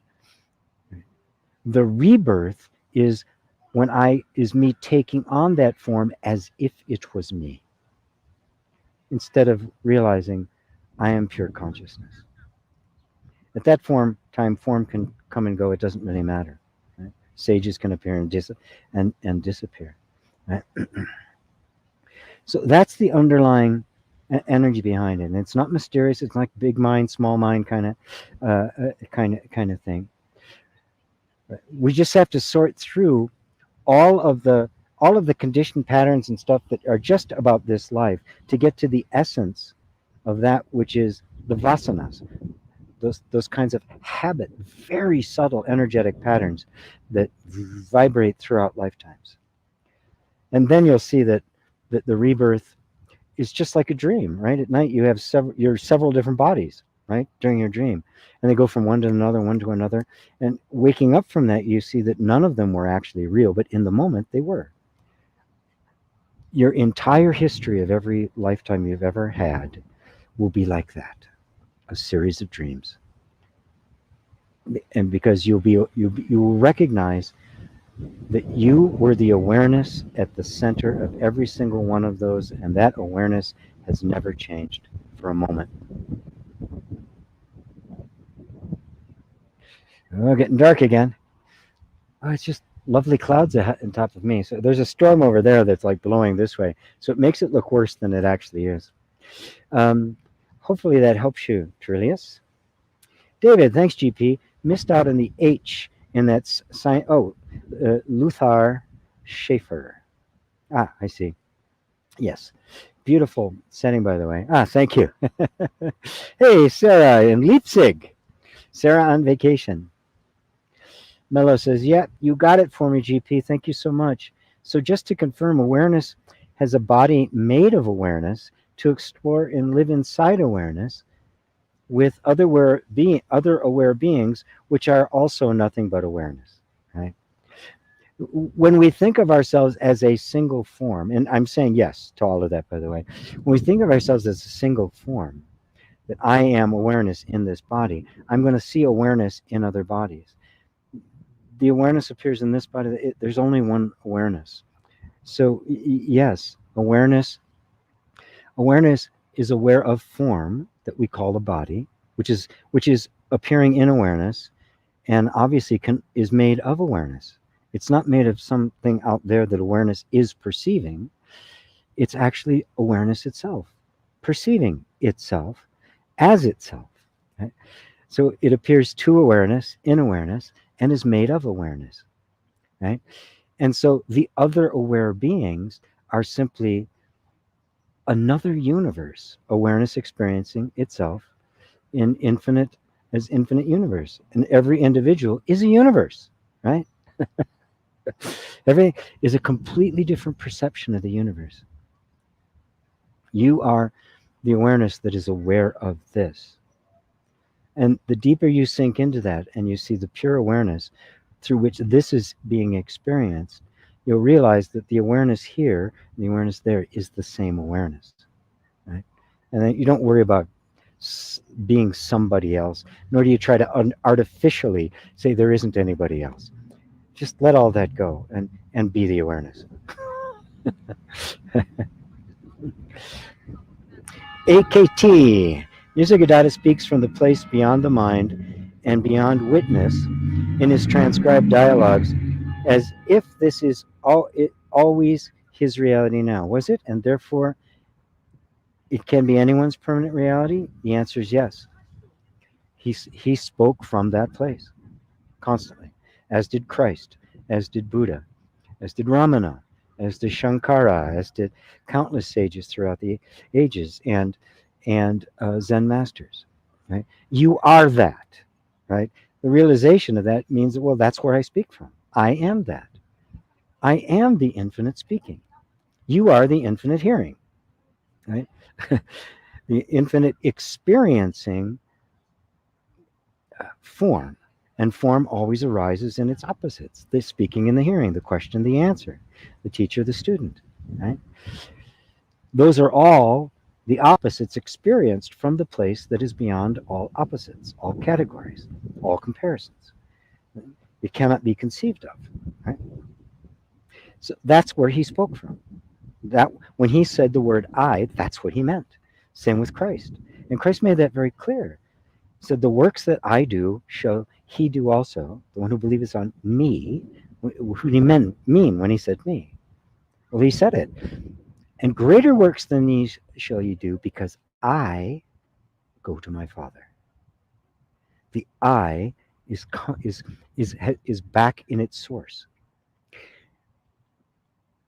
beyond the mind and beyond even the witnessing, beyond even what he referred to as consciousness, the absolute, which doesn't even know it is. It has no sense of self in that sense. The absolute is beyond even the sense of being, because how it's subtle, isn't it? Just this, your sense of your existence, and yet then you become aware there's something aware of even the sense of existence. So even the I am, the feeling I am, which is prior to the thought I am, the feeling I am is itself being perceived. So the feeling I am could not even arise if you weren't there first. So the absolute is beyond all perception. And from there, wisdom arises. Right? It's not the absolute, it's like the absolute speaking, right? It's wisdom just arises because infinite awareness is the truth, and truth is the essence of wisdom. Now oh, beautiful. Sun's coming back out, the wind is dying down. The storm just kind of went past. It wasn't about to interrupt Satsang, right? Oh, good. I even have power left in my computer.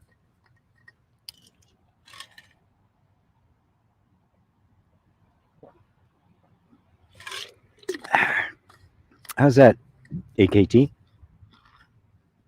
Believe it or not, the difference was you're always speaking. Yeah, absolute. But there's the thought that says you're not. That thought wasn't there for him.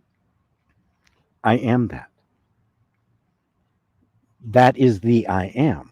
There couldn't be another I am, right?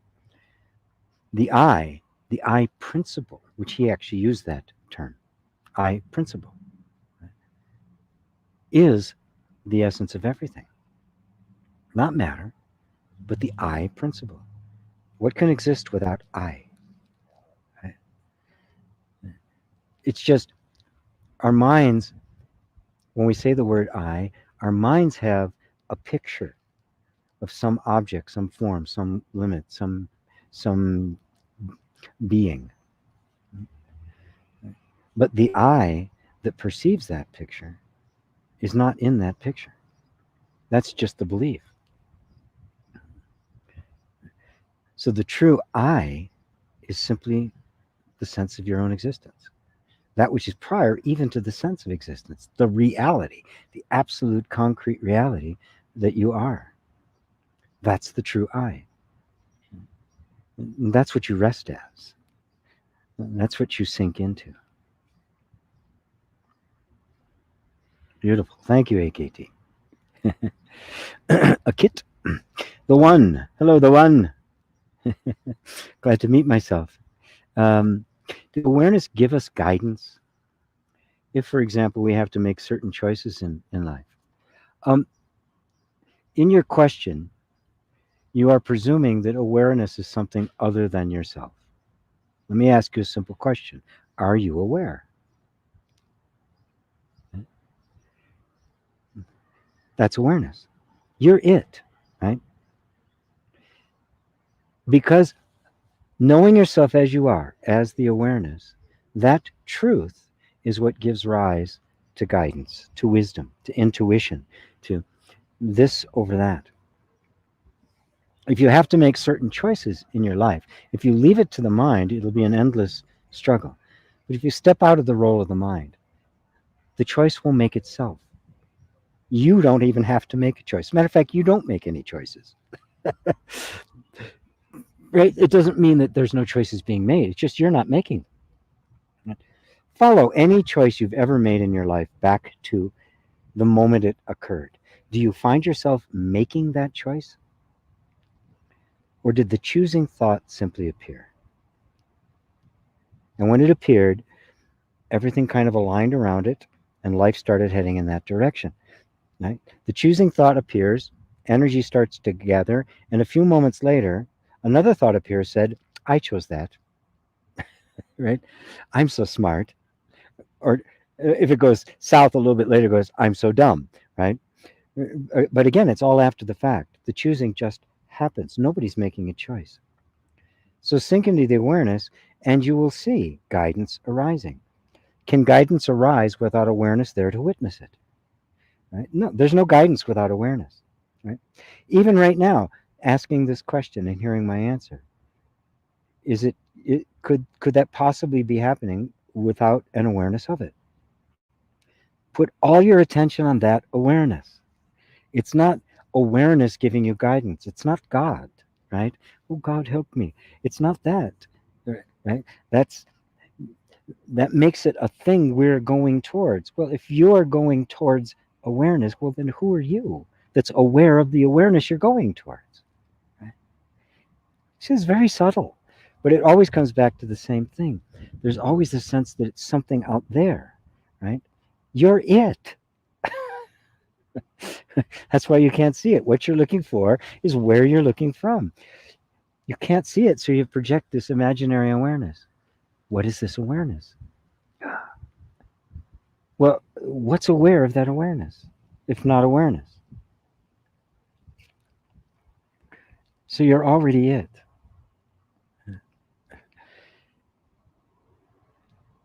Now simply sink into that, and you'll find that the choices make themselves.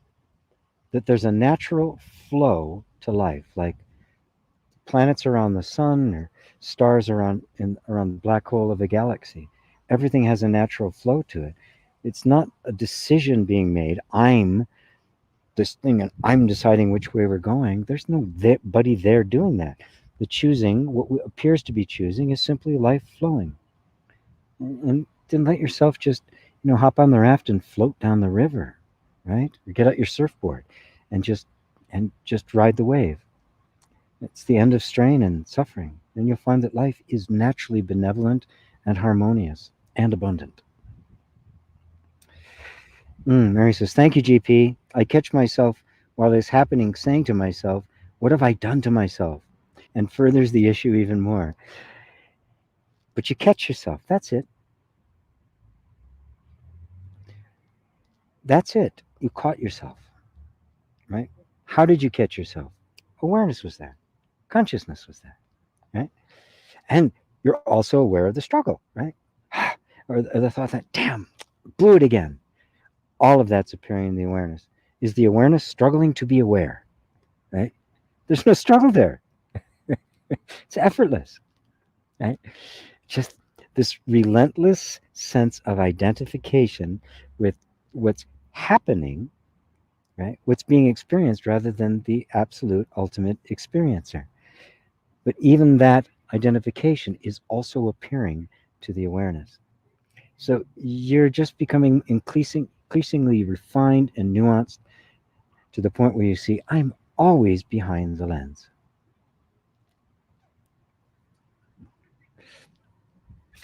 Faith. Thanks. Oh, you're welcome. Would you say that?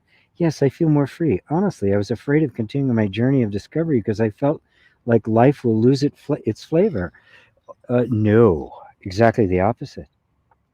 Exactly the opposite. That that small sense of identity limits our experience of life because it's filtering out all sorts of things. I can sit in this park and stare at a tree, right? Because it's a wonder, right? Now, I find my mind wanting to identify it, compare it, but if you don't compare it to anything, the mind wants to go, well, okay, yeah, all right, I saw that tree already, and boom, doesn't see it anymore, which means it's not in this present moment. It's comparing it to another moment and then looking for something else in the future. It wants some novelty, right? But this moment is novel, right? This moment is absolutely unique, one of a kind, never happened before, never happen again. What could be more rare than that, right? And so you can just be with the experience of the tree or a car. I mean, I've grooved on a beer bottle cap. Just the wonder of it and all the things that went into making the people, the inventions, and the ink, and all this. Suddenly, there's this universe in a beer bottle cap. So when the veil comes down, right, suddenly everything becomes vivid. Life becomes juicier, right? The honey becomes sweeter, but you also are the honey. Right? It's your own sweetness. The beauty of the tree is my own beauty. The wonder of life is the wonder of myself because you can't separate them. So nothing gets lost, my dear. Nothing gets lost. Exactly the opposite. It all becomes more vivid, more alive, more present. It's no longer being filtered through the lens of the mind, which is never in this present moment. Somebody once asked Osho, said, "Are there such things as fairies and stuff in the woods?" He goes, "Yeah." He goes, "Well, I go, I every time I'm out there, they're not there." When he says, "Oh, no, no, no, yeah, they're there, you're not." If I look at a flower and immediately I start thinking, that's a beautiful, oh God, that's a beautiful flower. I wonder what kind of flower that is. Looks like a chrysanthemum, but maybe, uh, and before I know it, I'm off in the story. I'm not seeing it anymore. I'm looking at the story. When I go to an art gallery, I never take the tours. I don't take the tours and put the headset on or any of that kind of stuff because I don't want knowledge about it. I want to experience it, right?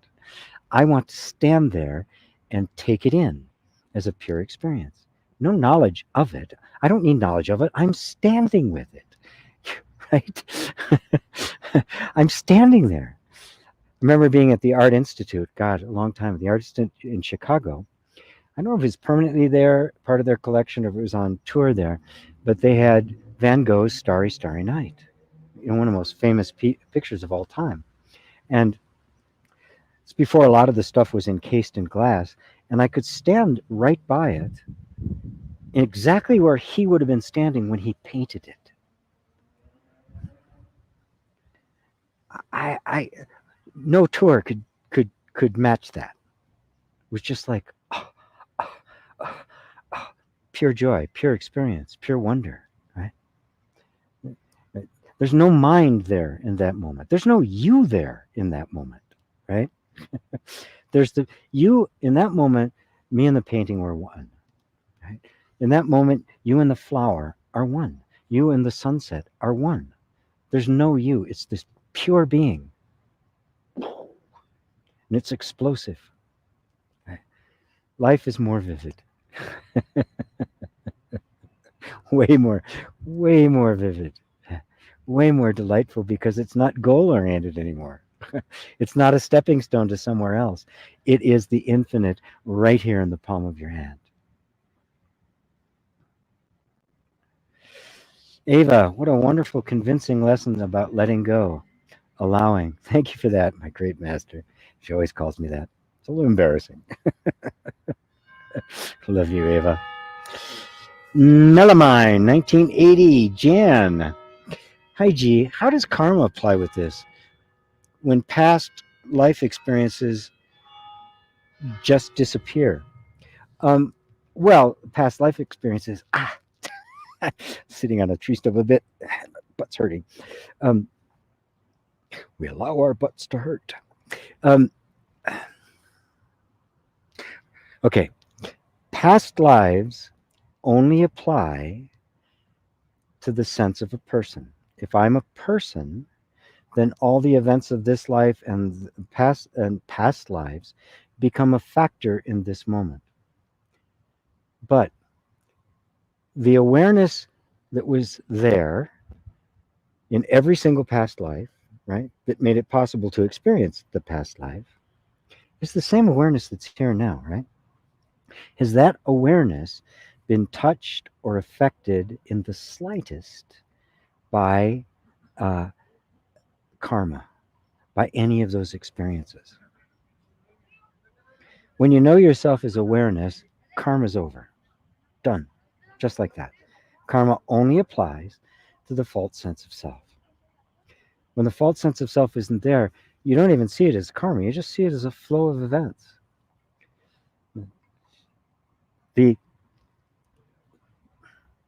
My understanding of the moment of Buddha's enlightenment is when he saw through the illusion of cause and effect.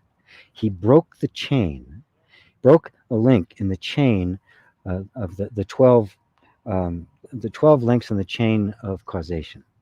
He broke them, and he saw all causation as a projection of the mind, and cause and effect was no more. End of karma.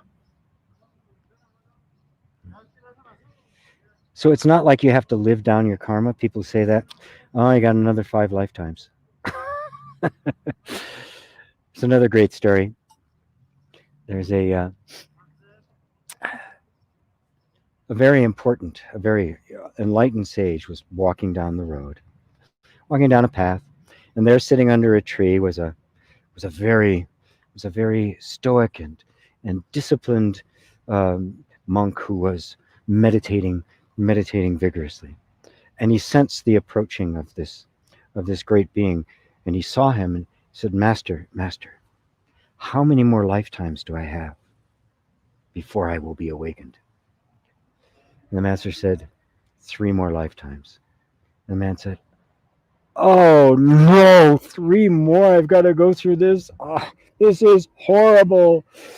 Oh God. And he slunk back over his tree, sat down, restart his very stoic meditation. Well, the master walks a little bit further on. Comes along another guy, regular guy, a little disheveled, sitting under the tree, meditating. And he also kind of noticed that there was this great being walking by. Master, greetings. Master, tell me, how many more lifetimes do I have before I attain awakening? And the master looks at him and he says, you see that tree over there? He says, the number of lifetimes you have left is the number of leaves on that tree. And the man goes, really? That's all? Fantastic! Oh my God, shall I go count them? And he was so excited that he knew, oh my God, I know. And right then the heavens parted and this grand chariot comes down and says, my son, come to your glory. And he says, wait a minute, I thought I had all these licenses. They don't matter for you anymore. And off you went, right? It's right now. He was already in the glory. He was already there. He was full of life and joy and freedom. And so the past lives became irrelevant. He was now. He was here. He was present. And entered immediately into the glory. Right? That's the end of karma. Joy is the end of karma. Love is the end of karma. Right? Yes. As you realize that, you'll see that there's energetic patterns in the body. You'll see habits keep coming over. Where the hell does that come from? Old conditioning and stuff. But if they're karma, oh my God, how do I overcome that? How do I become better? How do I stop that from happening? You get into this fight, right? And that's the nature of karma. It's cause and effect. No matter what you do, there'll be an opposite effect, right? So as long as you're doing this, however, karma continues. But if it's like, fine, let it happen, let it flow through, you're adding absolutely nothing to it. And eventually it just kind of and loses all of its charge, all of its energy, all of its importance, all of its significance, right? Right. The you that you really are is not subject to karma because it's not subject to change. It is not subject to time. Therefore, it is out of all of the dimensions of time, space, cause, effect, up, down, all opposites. That's really you. That which is hearing my words right this moment is that consciousness. It's not something else. But there's this imagining of a somebody who's under the law of karma. That isn't real. And that's the real way out of it. It isn't somehow you finally live down all the karma. It's you realize the one for whom karma applies never existed. I am not that. I am that. The infinite one. Does that help, Melanie? John,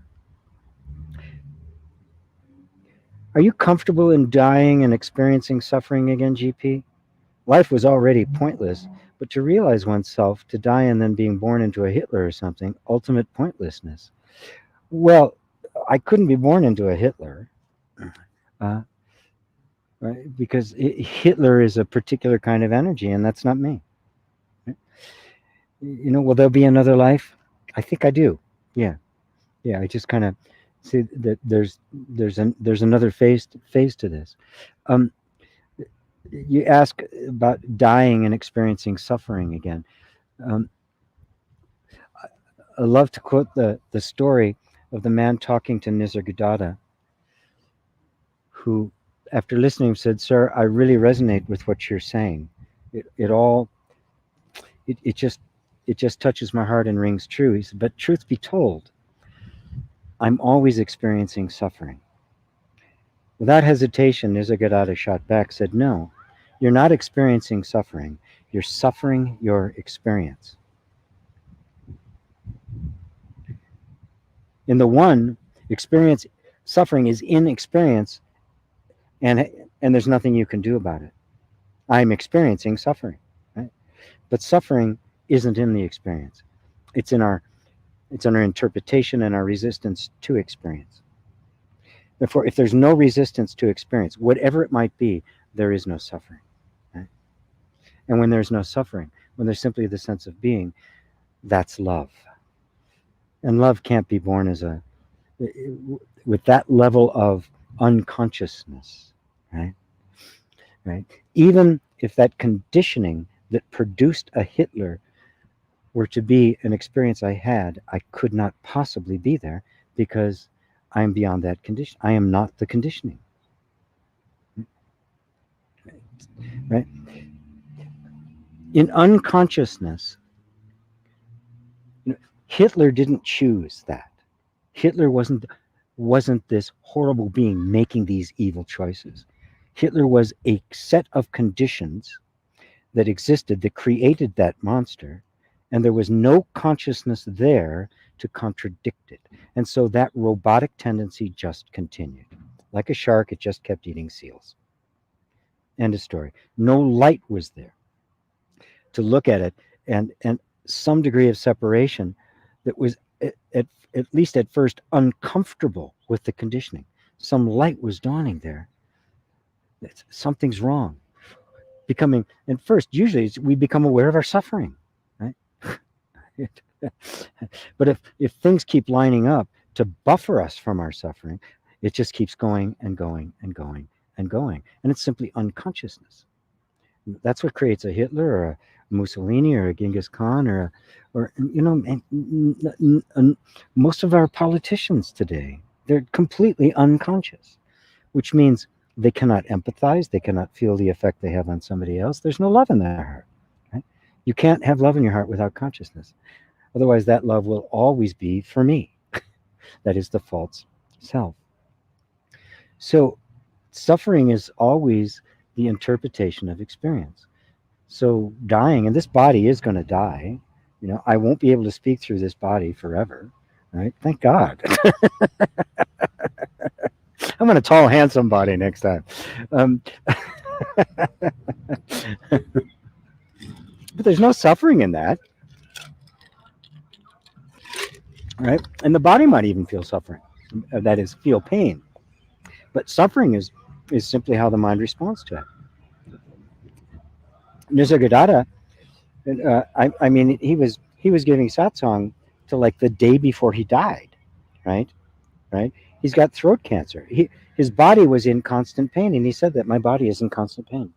He had no sense of suffering whatsoever. This is hard for us to conceive, and really don't even try to imagine it. Right? Can you be present with any feeling you're having right now? That's where it starts. The more you do that, the more intense the feelings can be. They come, they go. It's always the same. Suffering is always our reaction to it. It's the relationship we create with it. Right? And the wisdom gained in a lifetime is not lost in the next one, because that wisdom operates at a level deeper than simply the conscious mind or the habit patterns of this life.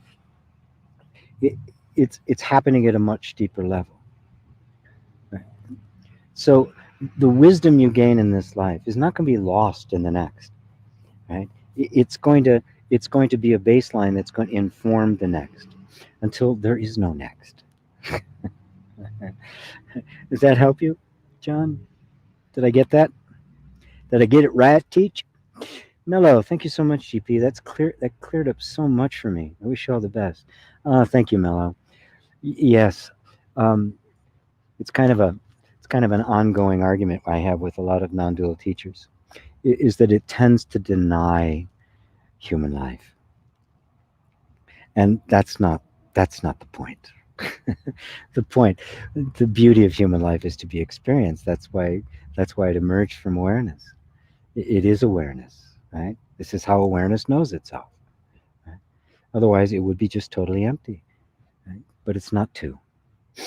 David, thanks, Chi. Quickie joke. Student goes to his master. He says, "Would it be okay if I smoked during my meditation practice?"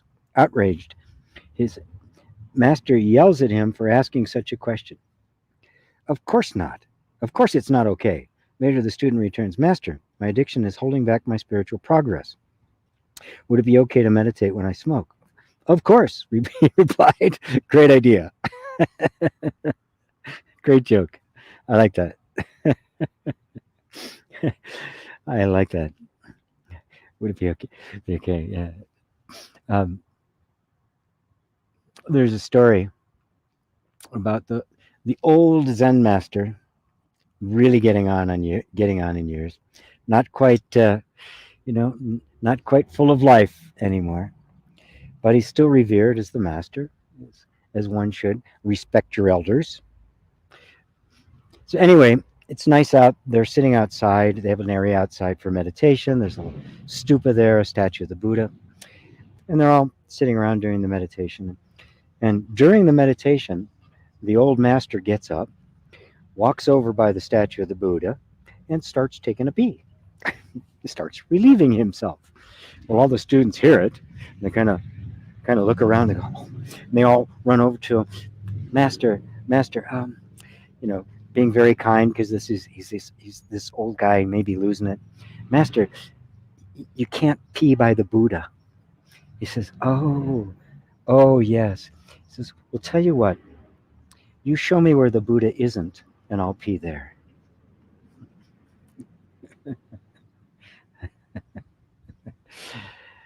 It's a beautiful lesson in that joke, David, in that what's appropriate one moment may be completely inappropriate the next. There's no such thing as fixed teaching. There's no such thing as fixed practice. It always must respond to this moment, or it's not living, right? It's dead. It's petrified. It becomes fundamentalism. It becomes rules. It becomes religion, right? Whereas reality truth is forever transforming itself to meet this moment.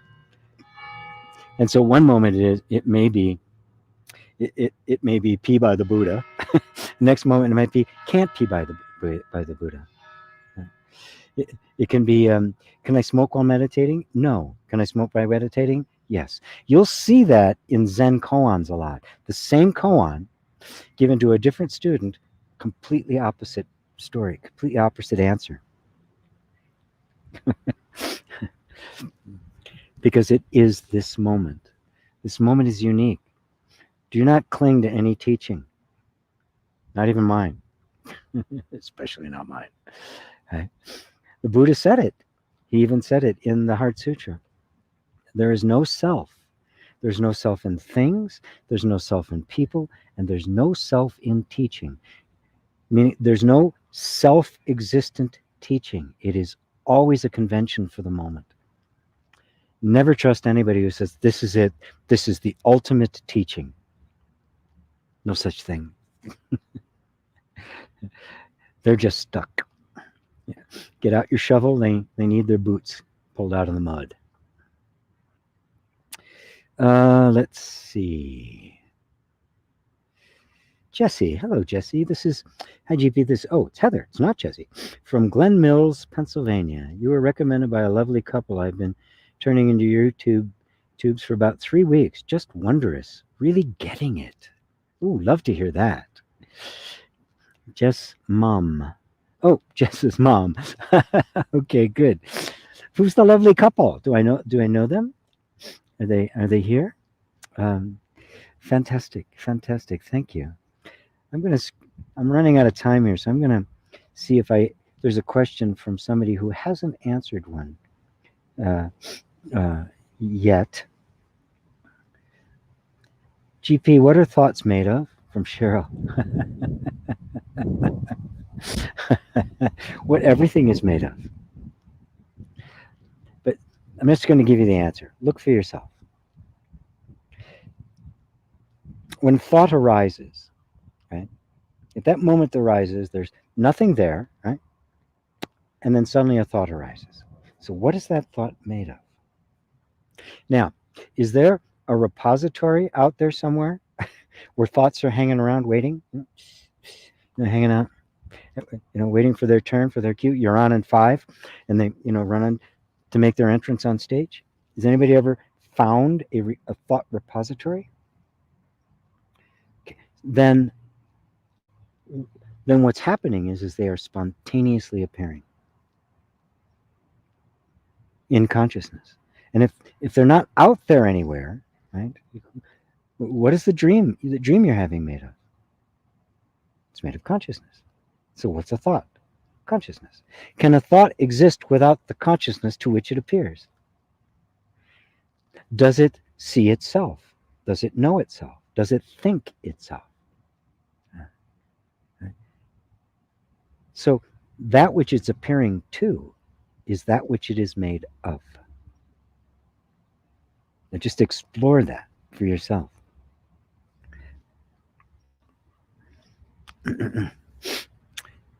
Melamine, let's see, faith. Why am I not aware of someone else's experience or body? So there is sort of a separation in the awareness. There actually isn't.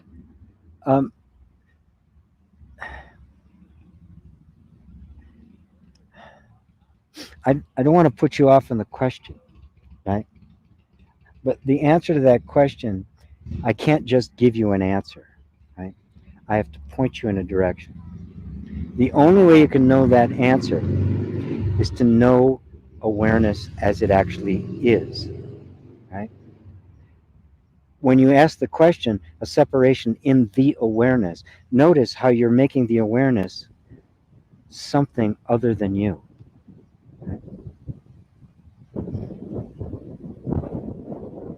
What is it that's aware of that idea of awareness? Is that not awareness? Let awareness become who you are. Then you don't have to ask about awareness. You'll simply be speaking of yourself. And at that point, Experience is what experience is. Don't make it anything other than that. You don't even know if there is an other, right? All you know is the sense of myself and the awareness of other, the awareness of what I call other. So I can't think about, well, why am I experiencing them? Well, you are from a perspective, from a particular point of perception. Right? Now, don't try to sort this out because it's way beyond what the mind can grasp. Instead, be the awareness. Then the knowing of that question and the knowing of yourself become one. I'm speeding up a little bit because I have running out of time and I'm getting exhausted. I had several things before I did the satsang today. My butt's hurting. The ground's kind of hard. Melamine, how does karma apply to this in regard to past lives? How to process this? Karma is simply the stuff that's happening. It's not karma unless you take it on as your own. Right? It's just events happening. Right? Even the idea that this event caused that event is a projection on experience. Wind just kicked up there for a second, knocked the computer down. Is a projection on the experience. We don't really know if this moment was created by the previous moment. So does cause and effect even really exist? Or is it just an idea? When you're watching a movie, right? It's a good movie, you're absorbed in the movie, right? you're seeing this story unfold. And the image you're seeing right in that moment, in your mind, you're seeing it in terms of the story. So you're seeing that this is happening because of what happened in the previous scene, right? But that's actually not the case. This is happening simply because that's the piece of film that went in front of the projector in that moment. The projector and the film have no sense of cause and effect. They have no sense of time, just one image after another. So the cause and effect, the sense of karma, the sense of inevitability, all of that is the story projected on what in fact is just a series of images, a series of events spontaneously arising in this moment. There is no past. There isn't, this moment wasn't caused by the previous moment. It is a spontaneous arising in this moment of the awareness which is timeless. Did I go past you on that one? Know what I mean? Right? Don't turn karma into a problem. It's just a concept. It's a projection onto what in fact is the experience of impermanence and constant change. Right? Recognize that the only reason you're perceiving constant change is because you're not changing. You are the constant background against which change is perceived. And without that, change couldn't be perceived. So the change and the changeless are one. And now you're in the realm of the totally transcendent non-dual. Anja, so good to listen to you. Wonderful satsang. Thank you. Micah. Oh, yes, I did stand in front of a pre-Raphaelite painting once and just cried. Friend thought I was weird. It was so wonderful to thank you, GP from Sydney. Yeah, I mean, I felt that way standing in front of the Masterworks. I used to visit it once a year when I lived in Miami Beach. I could drive up several hours, but I drive up to St. Petersburg. Yeah, St. Petersburg, Florida, where the Dali Museum was. And 6 of his 12 masterpieces, his large format pieces, are there. And I would just sit for hours. Same thing with the Mona Lisa. I was entranced. Yeah, a little crazy, but boy, I'll take that kind of crazy any day. Thank you, GP. I retracted the first question, but you got to read it. I'm grateful for that insight. Thank you so much. You're welcome. La Victorious. Thank you. You're welcome. Ava, thank you. Beautiful time. Jay, thank you. Thank you. Gratitude. Thank you. Wonderful satsang. Thank you for Cheryl, for Mary. Great. Love your patience and care for yourself. It's I can't call myself patient. It's just that irritation just doesn't arise. Just there's nothing here to react to it. Right? Not all the time, right? I tell people I'm the thing that helps me keep building muscle is when I have to get on the phone with like the phone company or something like that, and it's and you never get to speak to a person. Yeah, that's when it's Aji Shani says his Achilles heel is his computer. He's always getting mad at his computer. So otherwise, it doesn't arise. Thank you all for thank you all for hanging out with me, bearing with me, and you know, was visualizing the storm passing, which it did, and I got to find a battery that'll last for a couple of hours for my camera because it's a better picture and better angle.